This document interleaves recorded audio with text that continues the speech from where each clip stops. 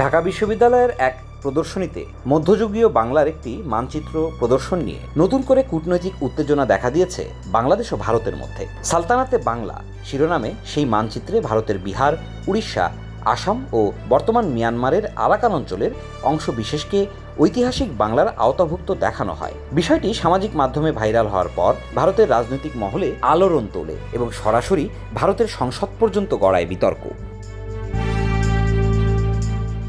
ভারতের শাসক দল বিজেপির এক সংসদ সদস্য মানচিত্রটির বিষয়ে উদ্বেগ প্রকাশ করে একে চরমপন্থী ইসলামিক সংগঠনের প্রচার হিসেবে উপস্থাপন করেন। তিনি অভিযোগ করেন, সালতানাতে বাংলা নামের একটি সংগঠন তুরস্ক ভিত্তিক এনজিও টার্কিশ ইউথ ফেডারেশনের সহায়তায় বাংলাদেশে এই প্রচার চালাচ্ছে। বিষয়টি কেন্দ্রীয় পররাষ্ট্রমন্ত্রীর নজরে আনেন তিনি। এরপরই ভারত সরকার আনুষ্ঠানিকভাবে ঢাকা সরকারের সঙ্গে যোগাযোগ করে ব্যাখ্যা চায়।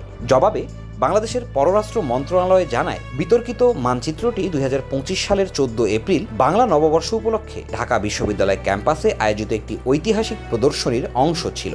এতে মধ্যযুগীয় বাংলার ভূগোল তুলে ধরতেই ঐতিহাসিক মানচিত্রটি দেখানো হয়। সরকারের পক্ষ থেকে জানানো হয়েছে, এটি কোনো রাজনৈতিক বার্তা নয়, বরং নিছক একাডেমিক ও সাংস্কৃতিক উপস্থাপন। বাংলাদেশ আরও জানিয়েছে, সালতানাতে বাংলা নামে দেশে কোনো সংগঠন বা গোষ্ঠীর অস্তিত্ব নেই এবং প্রদর্শনীর আয়োজকদের সঙ্গে কোনো আন্তর্জাতিক চরমপন্থী সংস্থার যোগাযোগও নেই।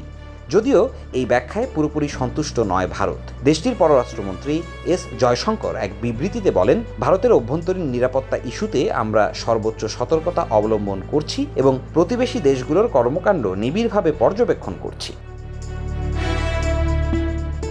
ইতিহাস বলছে, সালতানাতে বাংলা কোনো আধুনিক রাজনৈতিক ধারণা নয়, এটি মধ্যযুগে বাংলার মুসলিম শাসনের একটি গৌরবময় অধ্যায়, যখন বাংলা একটি স্বাধীন মুসলিম সালতানাত হিসেবে আত্মপ্রকাশ করে। 1432 খ্রিস্টাব্দ থেকে 1576 সাল পর্যন্ত বাংলায় এই শাসন ব্যবস্থা টিকেছিল, যা মুঘলদের আগমনের পূর্ব পর্যন্ত দীর্ঘ সময় জুড়ে বিস্তৃত ছিল। সে সময় বাংলার আওতায় বর্তমান বাংলাদেশের পুরোটা ছাড়াও ভারতের পশ্চিমবঙ্গ, বিহার, উড়িষ্যা এবং আসামের অংশবিশেষ এবং আরাকান অঞ্চলের কিছু ভূখণ্ড ছিল।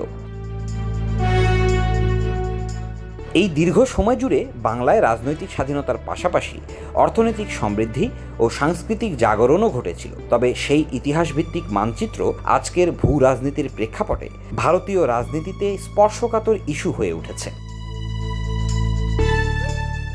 একটি পোস্টার ও মানচিত্র নিয়ে শুরু হওয়া বিতর্ক এখন ছুঁয়ে গেছে দুই দেশের কূটনৈতিক অঙ্গন। তবে ভৌগোলিক সংবেদনশীলতা ও রাজনৈতিক পারিপার্শ্বিকতায় এমন উদ্যোগ যে উত্তেজনা তৈরি করতে পারে, সেটিও আরেকবার প্রমাণ হলো এই ঘটনার মধ্য দিয়ে। News desk, Dhaka express.